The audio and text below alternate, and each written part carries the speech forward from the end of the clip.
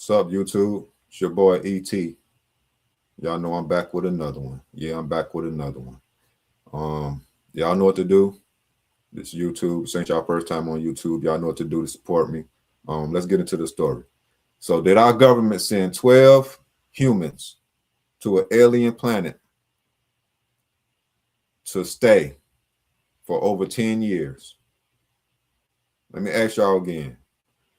Did the US government send 12 individuals to live on an alien planet for over 10 years? I think they probably did. Let's talk about it. Let me tell y'all why. As y'all remember, last week I made a video on the Roswell incident that happened in 1947 outside of Roswell, New Mexico. What happened after that incident is what I'm going to talk about today. That's what brings us to Project Serpo. Why is it called Project Serpo? Okay, let's talk about it. So after the Roswell incident in 1947, after the Roswell crash, as y'all know, one of the alien beings survived that crash. One of the alien beings survived that crash, which our government calls him EBE-1. The alien being that survived the Roswell crash, our government refers to it as EBE-1, extraterrestrial biological entity 1. So, what happened with this being? Well, of course, it was in U.S. custody. And over time, our government developed a relationship with this being, a good relationship. The story is, after the crash, the UFO, it couldn't fly no more, right? So after the UFO crash outside of Roswell in 1947, it wasn't able to fly after that incident. So the alien being that survived during that incident had to do some repairs,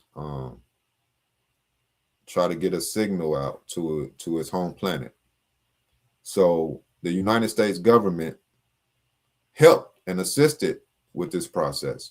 That's how they developed a strong relationship with this alien being. Y'all got to follow me. I'm not going to rush through this. I can't rush through this. I'm going to stutter. I'm going to leave details out. No rushing. Y'all sit back and relax for a minute. I ain't going to go too long, but I'm going to talk about what happened. We're going to talk about what happened. So, during that time, while our government was assisting the alien being to establish contact with its home planet, we became friends with the alien, right? That's what happens, right? That's normal. I put it in the comment section. Y'all think that's normal, right? You meet somebody, you get to know them. Same thing here.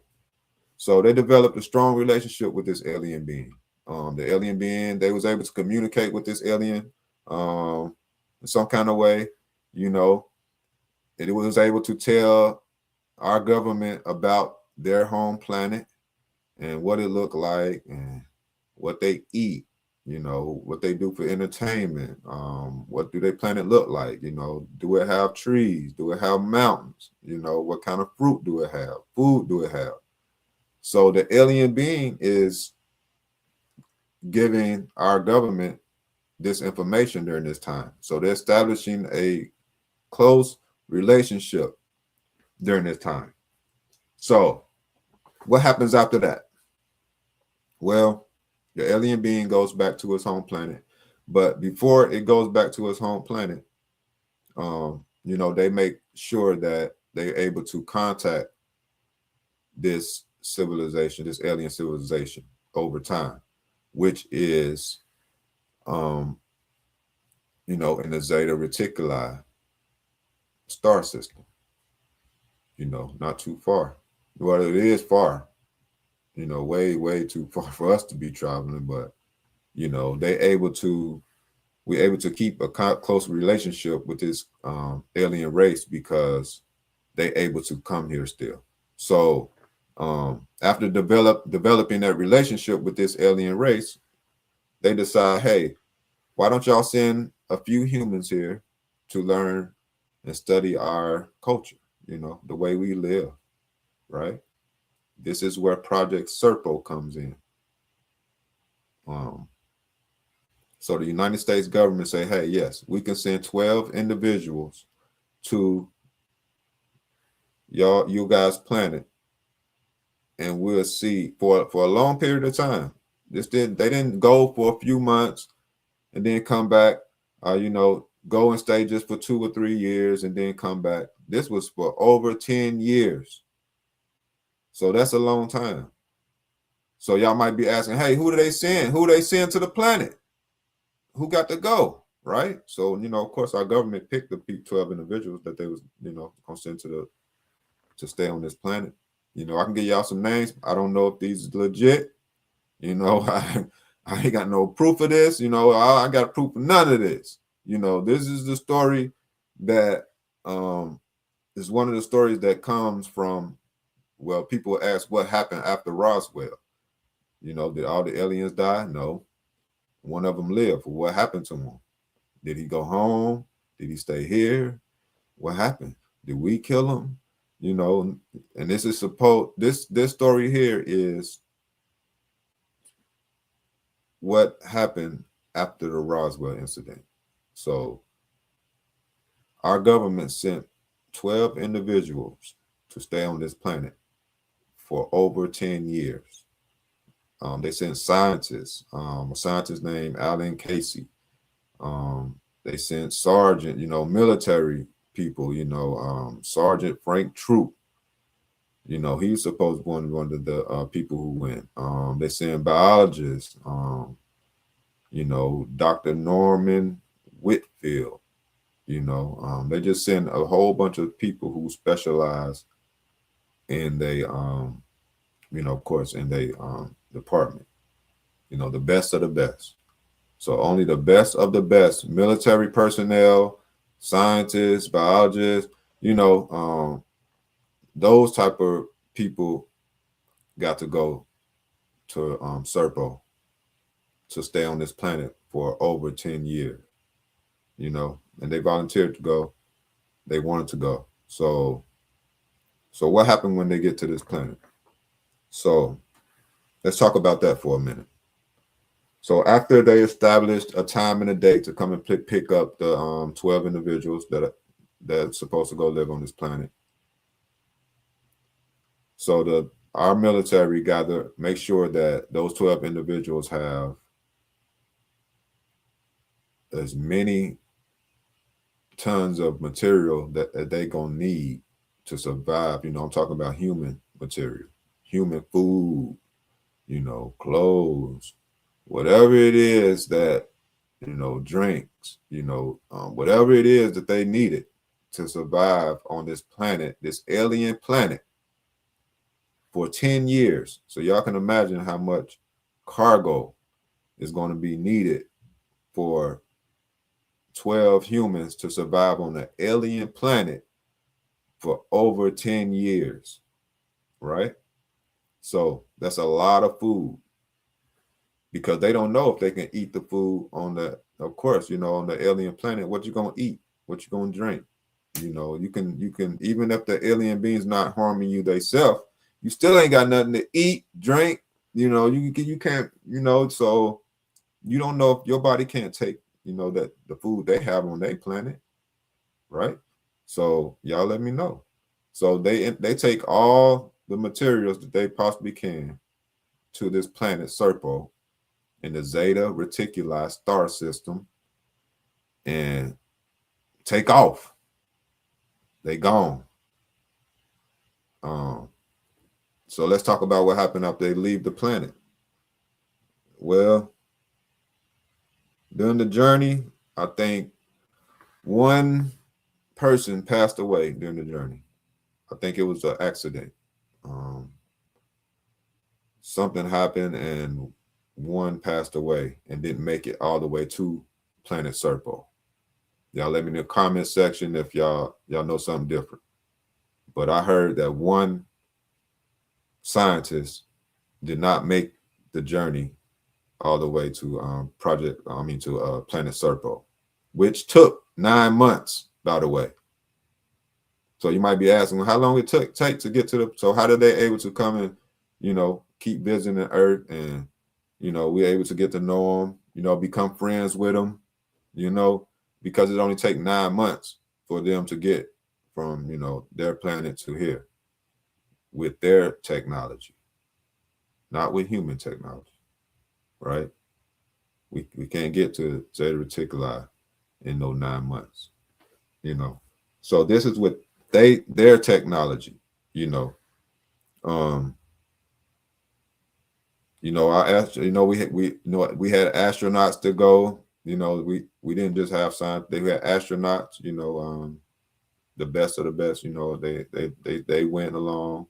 They asked questions to the ETs. About space and distance, stars, how to travel through stars from star to star. All this information. You got to remember all this information that the people, the individuals who went on this mission, they are gathering for our military, our government. So they're going to report back and make sure, our government kind of understand what was going on during this mission, right? So they're asking questions during this mission. Before they get to the planet, like I said, it takes 9 months for them to get to planet Serpo. So the way they described the planet, what did the planet look like? Well, they said it looked nothing like Earth, of course, but they said it had similar features, like they had mountains, trees, it had regular environmental water things, but it looked different, you know. Um, they said one part of the planet looked very similar to let me see, the west coast of the United States, like Montana, South Dakota, the way it looked with the mountains and the sand, the desert, I think one of them described it as looking that way. So, but they said it was extremely hot, the heat was brutal, and it's a binary system, right? That planet is binary. So what does that mean? They got two suns, right? So we got one sun, and when they travel to this planet in the Zeta Reticuli star system, it has two suns. So they have to get used to their body, the human body have to get used to two suns. Can y'all imagine that? Two suns. Our body, we not used to one sun for us. So the humans, the individuals that went there, they going through a lot of changes, on their body. This it's not easy. They can walk around, they don't have to wear masks, they can walk around regular, but they still are affected by the weather, the heat, the different germs that's going around, because a couple of them, let me keep going. So what happens to these people? So they get to learn society, how society works on their planet. They learn that they don't have no government. They don't have no government or anybody telling them what to do. They don't have they don't have nothing called jobs. They have stuff they do every day, but they don't necessarily do anything and get paid for it. They have games, kids, They play their own little games. They have their own animals, you know, different technology. You know, it's a lot different. They don't have like weapons, you know, because of course we use weapons to destroy everything. So this planet, they didn't have weapons, police, guns, you know, that type of stuff, you know. So eventually, like I said, two of the individuals passed away just from they tried. Well, after a while, they ran out of food. You know, they would try to adjust. They had to adjust with eating the food that was on that planet, right? So everybody's body couldn't take that, you know, adjustment. So a couple of the individuals passed away after trying to, you know, stay alive by eating their food on their planet. You know, their body couldn't take it, so they passed away from that. So during this time, this is later on in the mission where things looking like they're getting real now, huh? You know, um, so it's getting close to the time for them to return to Earth, and one of them decide to that they're not coming back. You know, one of them decide that they're not coming back to Earth. You know, they like where they at. You know, they love staying on planet Serpo. They can live. They're gonna live on planet Serpo as long as they can. You know, they're not coming back to Earth. One of the individuals said this. So they stayed behind. One of the individuals stayed behind, and just passed away on Serpo.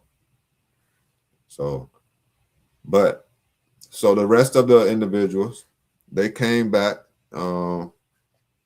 They came back from Serpo, and during the mission, I don't think anyone passed away during the mission. I think most of them made it. Most of the individuals who went on this mission made it back home, and they returned home around 1978. So they stayed over 10 years on an alien planet for over 10 years. So when they got back, of course, 8 of them survived the whole mission. 8 of them returned. 8 of them returned back to planet Earth with no problem. So, you know, 2 died on project. 2 died on Serpo. 1 stayed behind.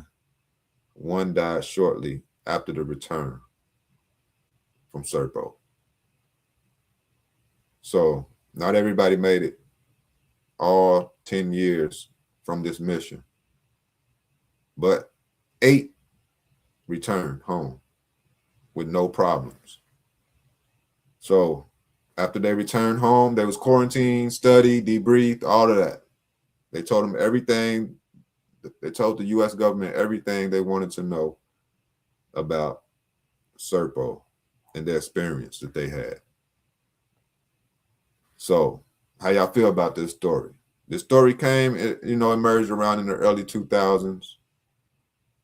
This wasn't a story that came out, you know, in 1980s or, you know, the 70s or anything. This mission took a long time for it to happen, because y'all got to remember, they stayed on this planet for over 10 years. So it took a long time for them to get permission from the alien species to even visit their planet. Then it took time to even set up the meeting for them to get picked up and travel to their planet. Take another 9 months to travel to the planet, gather all the information, live on the planet, you know, sleep, eat. They did, you know, they became part of this planet, you know, part of this species. You know, they got to know all of these beings, you know, part of the family. You know, like I said, it's kind of like the movie Avatar. So, and then they had to come back and give the U.S. government all of this information about what took place on this planet. So that's Project Serpo, man. How y'all feel about Project Serpo? Y'all think our government, if the Roswell crash really did happen, then it would make sense. You know, one of the alien beings survived. If all of the aliens beings didn't survive, then they wouldn't be, you know, they wouldn't be able to set up nothing like this, and you know, we wouldn't be able to visit an alien planet because they all passed away in the Roswell crash. But one survived, and one was able to go. We was able to help that alien being reestablish contact with his home planet, and we became friends with this race of beings, which makes sense. That can happen. Y'all know how many government people around the world, or governments around the world? I'm talking about Russia, China, Canada, whatever, U.S., Australia. What somebody has to have some type of relationship with these alien beings. If they are visiting Earth and they are crashing, or the UFOs are breaking down and crashing, somebody have to be communicating with these beings at some point in time. So it's not a long shot. It's not a stretch to say, you know, if one survived, what you gonna do? You gonna be his friend, or you want him to kill you? Or you gonna kill it? Which one is going to be? Right? Am I right? So if you develop a friendship with these alien beings, ain't no telling what you can find out. So all of these countries who's developing these relationships with these alien beings are finding out different information about different things. You know, they have to be, you know, unless it's just a race that they can't communicate with, or don't want to, a race that don't want to communicate with us. If you got a race of alien beings who don't want to communicate with us, then that's understandable, you know. But if they want to trade with us and say, hey, we want to abduct 5,000 humans. We want to abduct 5,000 humans, and we want y'all to turn y'all head the other way. And don't worry about it. Y'all didn't see nothing. Y'all didn't see nothing. We're going to bring them back. Everything going to go good. We're going to abduct these 5,000 humans, and we're going to give y'all some technology that lets you live an extra 10 years. I don't know what type of technology. Something that gives that person an advantage over regular humans. That type of technology, right? That they don't want to share with nobody else. What you gonna say? What they gonna say? Hell yeah, you can abduct those 5,000 humans. Just give us the technology. We need the technology. So if they are doing business with these aliens, of these different species of aliens, you know, they probably trading all kind of stuff, you know. So why not trade? You know, if Project Serpo, if those alien beings, you know, we became friends with them, doing trades with them, and you know, learning about their technology, they helping us with our technology, you know, why not? You know, why not go see? What happens when you meet somebody new friend? You know, once you get to know that friend, develop a relationship with that friend, what happens? You probably gonna go over their house at one point in time. Oh, come over my house, come pick me up. Same thing. So that's how we was able to send 12 individuals to this planet, you know, that took 9 months. And they don't tell them how fast they UFO was going, right? Took 9 months in they craft. It didn't take 9 months in our spacecraft. Our spacecraft can't travel that far that we know about. It took 9 months in their UFO to make it to to Serpo. That's far away. It's far away. So do y'all think it was worth it? You know, for those humans, you know, to be able to visit an alien planet during their lifetime and come back to Earth to talk about it, or not talk about it, because of course, none of these 12 individuals ever came out and said, yeah, I visited Serpo. Nobody. So it's no solid proof that this mission really took place. Nobody spoke on it. Even the 8 individuals that made it back to the United States and landed safely on Earth and was able to speak, went in debriefing, quarantine, start eating human food again, all that. So they never spoke out on nothing. None of them never said nothing. So what y'all think about this? Let me know in the comment section, man. Appreciate y'all from watching. If y'all made it to the end of this video, y'all know what to do. It's your boy E.T. I'm going to be back with another video, and we're going to try to keep this thing moving, man. We're trying to find out what's going on, man. Are these aliens real? Are these being real alien beings? Are they visiting Earth for real?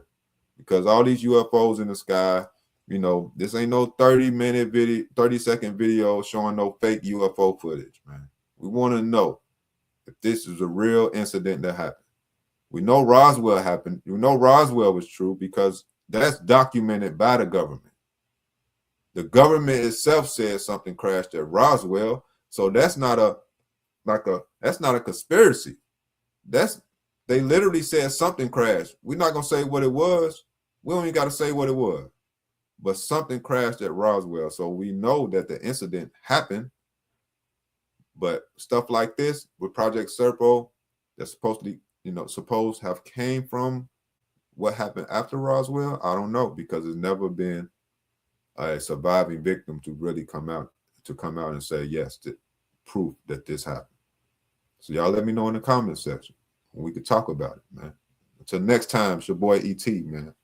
I'm out.